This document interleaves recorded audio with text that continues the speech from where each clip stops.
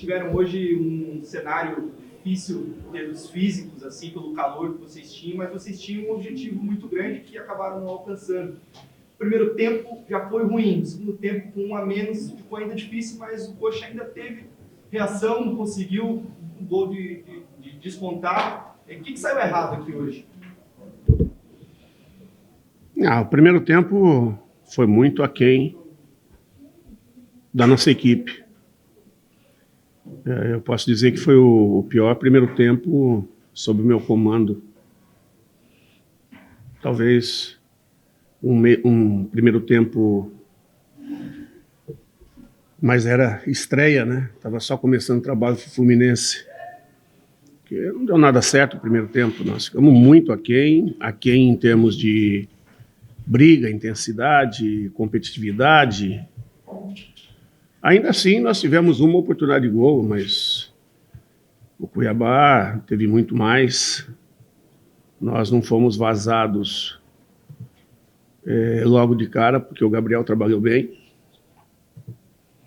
E aí depois tomamos 2 gols, merecido para o Cuiabá. Mas é o futebol, né? É o futebol. E é aquilo que eu falo sempre, uma equipe, para ela se dar bem numa competição, nós somos muito fortes dentro de casa, mas não tivemos a força de adaptação nos jogos fora de casa. Ganhamos um aos 46 do segundo tempo, empatou 2, que eu não estava ainda, e o resto perdeu tudo. Então, com essa campanha pífia fora de casa, fica difícil aspirar uma Sul-Americana. Mas a campanha em casa foi tão boa que, se tivesse sustentado a vitória contra o Corinthians, estava classificado hoje. Então, são situações ainda que a gente precisa buscar entender o porquê que a nossa equipe é tão forte dentro de casa. E eu faço um paralelo com... Dentro de casa a gente joga com 30 mil, 40 mil, né? E fora de casa, no jogo que a gente teve presença do nosso torcedor, foi o jogo que nós ganhamos. E essa carência afetiva é que eu faço as perguntas, e nós temos que mudar em 2023. O Curitiba tem que ser e vai ser mais forte dentro e fora de casa. Isso aí é o trabalho nosso. Guto, imagino que tem a ver com essa resposta que você deu agora de buscar, né, para o ano que vem, também o que aconteceu para o jogo de hoje. Mas você lamentou algumas vezes a postura do time fora de casa, especialmente, e nas suas primeiras palavras também transpareceu isso. O que você acha que nesse jogo especificamente pesou essa postura de um time que todo mundo falava, né, você falava com tudo em busca da vaga, alguns jogadores que deram entrevistas também falavam que essa motivação talvez fizesse time Não, e eles se cobraram bastante antes de entrar em campo. Toda a parte de preparação, de conversas, de falas, de estímulos foi feita. Mas o nosso time ficou um pouco aéreo. Calor. Cara, se eu colocar isso aí, pode até ser, mas eu não quero colocar essa muleta. Porque se eu colocar essa muleta, o ano que vem vai acontecer alguma coisa parecida, e aí a muleta vai ser usada de novo. E nós não estamos aqui para colocar muleta nos nossos erros, nas nossas derrotas. Nós estamos aqui para buscar soluções, para que a gente possa atingir os objetivos. A minha fala agora no vestiário foi muito clara. Para crescimento individual de cada um. É essa situação de não buscar desculpa, de não buscar muleta, de ter a personalidade e a responsabilidade de assumir até onde foi e que até onde foi não foi o suficiente e o que poderia entregar a mais. De que maneira poderia se preparar a mais. Assim, agindo assim, com certeza, na vida vai ter um crescimento muito grande. Não é no próximo jogo, não é no próximo mês, é no próximo ano, na próxima década, na vida toda. É uma busca incessante pela melhoria, pela melhora. É não se contentar com pouco. É ter o espírito competitivo, de não limitar-se. Você foi até aqui, na próxima tenta ir um pouco mais. E um pouco mais, e um pouco mais. E essa é a busca do crescimento, do aperfeiçoamento, do amadurecimento. E não é o amadurecimento individual só como pessoa, mas o amadurecimento de convivência do grupo. E isso demanda convivência e tempo, e etapas e objetivos a serem alcançados, e etapas e objetivos que a gente traça, mas não alcança. Quando a gente não alcança, fica uma dor grande, e a dor ensina, e quando alcança, fica uma diretriz traçada, que por ali pode acontecer novamente. Então, é sempre assim. É sempre assim. O esporte não escapa disso. Não escapa disso. Se você se contentar com pouco, você vai ser sempre perdedor. Se você quiser sempre mais, em algum momento você vai se encontrar como vencedor. Eu acho que o nosso grupo é um grupo vencedor. Por toda a dificuldade que teve e pelo que alcançou. Há mais um vencedor em que nível? Nesse momento, o nível de manutenção é um clube de Série A, é uma equipe de Série A. Para as próximas, brigar por mais. Para brigar por mais, Guto, você, quando chegou nesse ano, você tinha um objetivo muito claro, que era salvar o time do rebaixamento, e esse objetivo foi cumprido. Você chegou com o bonde andando, né? O time já estava montado, os problemas já estavam aí. Para o ano que vem você começa. Você pensa numa renovação de elenco e fazer parte desse planejamento. Passa também por rejuvenescer o time, ter jogadores mais novos, para também não sofrer muito com a parte física em reta final de campeonato, como aconteceu nesse ano? Então, você está colocando uma situação que eu não sei se ela foi a tônica do meu trabalho.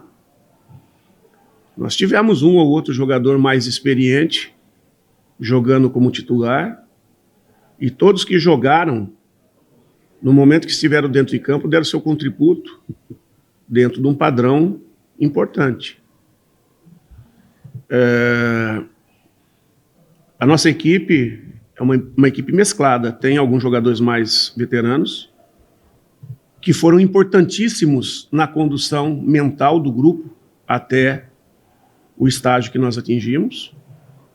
E tem também jogadores mais jovens, que dão uma alegria maior, uma vivacidade maior para a equipe. A busca é por qualificação. A qualificação depende de desempenho, não de fatoridade. Você pode ter um jogador de 20 anos que tenha uma minutagem tal e uma preparação tal que possa fazer toda a diferença, e pode ter um jogador de 30 que não consiga. Eu não quero de 30 que não consegue. Eu quero de 20 que consegue. Eu posso ter um de 35 que corre como um menino, que tem a força mantida em alta e toda a experiência. Por que eu vou abrir mão desse jogador? Então eu quero desempenho. Eu não quero olhar para cor, idade. Eu quero olhar para desempenho, qualidade, perfil que se adeque àquilo que o Curitiba precisa para fazer um time cada vez melhor. O Guto chegou a falar sobre o Aleph Manga numa entrevista, assim, que um jogador que explodiu tarde na carreira, tinha uma visão diferente dele em vários aspectos por causa disso. Eu acho que essa última semana talvez represente o ano dele, né? De muito alto, baixo, hoje com essa expulsão, assim, como é que você projeta até futuro para ele, agora com um contrato renovado, a não ser que apareça alguma negociação, mas pensando que ele vai fazer parte do elenco como um jogador que ganhou espaço assim, como protagonista no elenco do time para a próxima temporada? Do que eu convivi com ele nesses 3 meses, a tendência é que seja um jogador que vai evoluir mais. Um jogador que possa, como foi esse ano importantíssimo, possa seguir tendo o seu nível de importância muito grande dentro do Curitiba, dentro do Coxa. Porque é um jogador que trabalha muito, hoje se irritou com a situação, porque às vezes você quer ganhar, você não está conseguindo, e você se perde. Mas foi uma experiência importante para ele, eu tenho certeza. Tenho certeza que ele saiu chateado do jogo, do que aconteceu. E como eu falei, não vamos tapar o sol com a peneira, não. Errou. Ele sabe que ele errou. Né? E assim como ele já acertou bastante, então nós não podemos nem colocar numa situação de terra arrasada o erro dele hoje e nem exaltar demais os acertos que ele teve. Eu acho que é manter o equilíbrio, os pés no chão, e com certeza eu acho que essa final de competição ele atingiu o melhor momento dele na carreira, porque ele foi destaque numa equipe de Série A. O ano passado ele foi destaque numa equipe de Série B. E ele terminou numa condição de identificação com o torcedor muito grande. Mas tem jogadores que têm essa situação, às vezes, um pouco polêmica. E mais do que nunca, a gente também não pode, com ele, nem levar tudo para o lado do erro e nem tudo para o lado do acerto. A gente precisa entender um pouco o como ele é. Que ele é um jogador que precisa o tempo todo estar sendo apoiado. E desafiar na hora certa. Quando isso acontece, as respostas acontecem. Guto, com as lesões ali do Andrei, do William Farias, o Jesus Trindade acabou jogando mais. Só que com o antigo treinador, parece que ele não conseguiu demonstrar tudo que a gente está vendo agora, e com você, ele parece ser uma peça importante do teu time. Que tipo de trabalho você fez com ele, às vezes de uma adaptação, numa posição que o jogador se sinta um pouco mais confortável? O que ele te entrega desse lado da garra que hoje a gente viu ali na parada técnica, ele querendo muito, até discutindo com outros jogadores? O que esse conjunto de características dele te entrega? Que trabalho você fez com ele para que o rendimento dele melhorasse? Eu fiz uma colocação a respeito disso em uma entrevista dias atrás. Quando eu cheguei, ele fala muito rápido. É difícil às vezes entender. E eu percebi que ele não estava entendendo também. Quando ele sai do Peñarol para ir para o Pachuca, ele tinha um posicionamento no Peñarol que elevou o nível dele, que era jogar como ele vem jogando agora, de primeiro protegendo a zaga e alimentando todo o balanço da equipe com posse de bola, com passes de qualidade. E intervindo na proteção da zaga, se adiantando no pós-perda, para atacar marcando, enfim, qualificando a saída, a construção da equipe e protegendo a zaga. Quando ele vai para o Pachuca, joga-se diferente. E pelo fato do jogador que jogava na mesma posição dele ser da seleção, ele fica na reposição, no banco, e passa a jogar pouco. E o treinador exige que ele avançasse mais e mais e mais e mais. E aí foge da característica dele. Quando ele vem para cá, desde o primeiro dia que eu cheguei, ele cansou de falar: eu sou primeiro, eu sou primeiro, eu sou primeiro. Só que nos treinos, ele dizia que era primeiro, e nos treinos ele estava o tempo todo na frente da área. Mas que primeiro é esse? Até o dia que eu já estava puto com ele pelas situações que eu falava, eu acho que ele não entendia. aí eu não punha ele na equipe porque ele não produzia o que eu queria, e aí ele ficava puto porque ele queria jogar, e ele achava que ele tinha condições de jogar, só que ele não me mostrava o suficiente para jogar. E eu trabalho muito com olho no olho, conversa franca, aberta, e aí eu chamo ele, eu e meu auxiliar, vamos falando um portunhol devagar com ele, e ele entende exatamente, põe o quadrinho, explico para ele, e ele entende exatamente o que eu quero. A ponto de sair do treino, sair da conversa e ir para o treino, e ele fazer exatamente o que eu tinha pedido. Falei, ponto, entendeu. Acabou o treino, eu reforcei. Nós temos um cara na comissão, que é o coordenador técnico, o Leomir, que é um cara que acrescentou demais ao meu trabalho.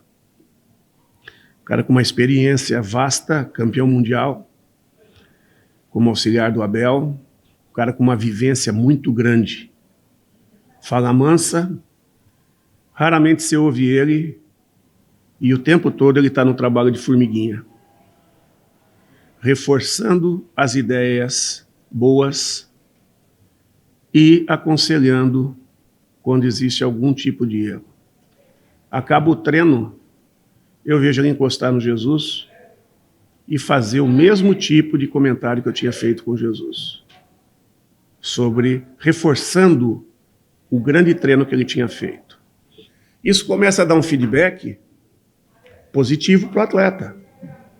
O atleta começa a se sentir confiante. Opa, peraí, eu acho que eu achei o que eu tinha que fazer.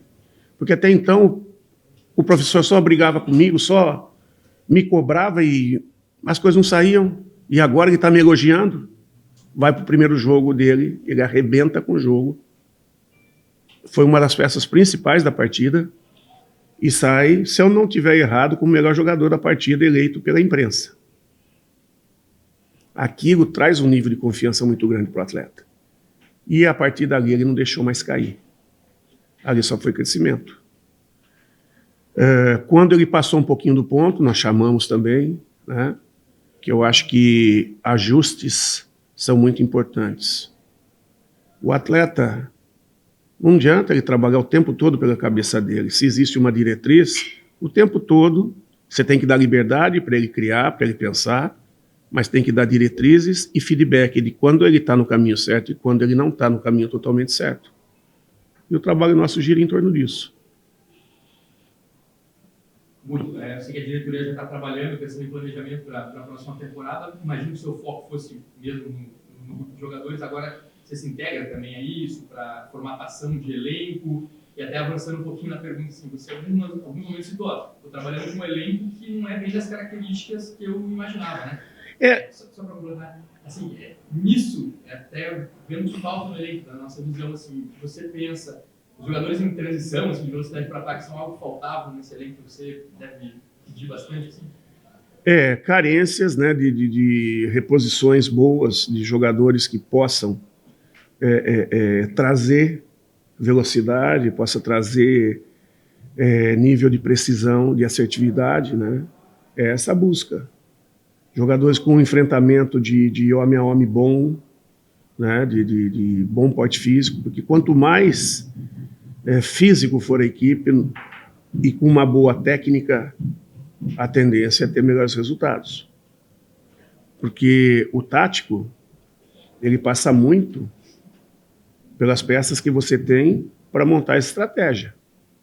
As estratégias giram muito em torno da característica daquilo que você tem, para você alcançar a estratégia certa, né? Às vezes você monta uma estratégia, tenta montar uma estratégia e uma das peças não consegue render exatamente aquilo que você precisa. Isso pode trazer toda uma situação para baixo. Ou às vezes você acha que ele não vai conseguir, ele consegue, e aí você realiza exatamente aquilo que você... né? Então cabe a você também estar muito atento àquilo que o seu grupo tem de melhor, aquilo que o seu grupo tem de pior, para proteger, para não aparecer o que tem de pior e salientar aquilo que tem de melhor, né? E lógico, quando chegam as janelas, a busca sempre por qualificar.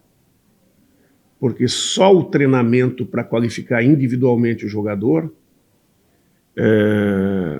os avanços são mais lentos e pode não chegar aos resultados que você deseja. Para você atingir os resultados que você quer, muitas vezes você precisa de peças. E esse é o momento de botar na mesa internamente as peças que atingiram aquilo que você esperava e as peças que não atingiram. Muitas vezes, por falta de minutagem, por falta de oportunidade, que não adianta estar ali. Se seguir ali, não vai ter o espaço necessário, não vai chegar no estágio que você precisa. Então, muitas vezes tem que sair, se for ligado ao clube, com contratos mais longos, tem que sair para rodar, para desenvolver, para eventualmente voltar, como aconteceu com o Paixão, né? E se não for do clube, paciência, a vida que segue, e vamos buscar um que possa acrescentar, mais do que aquele que está saindo.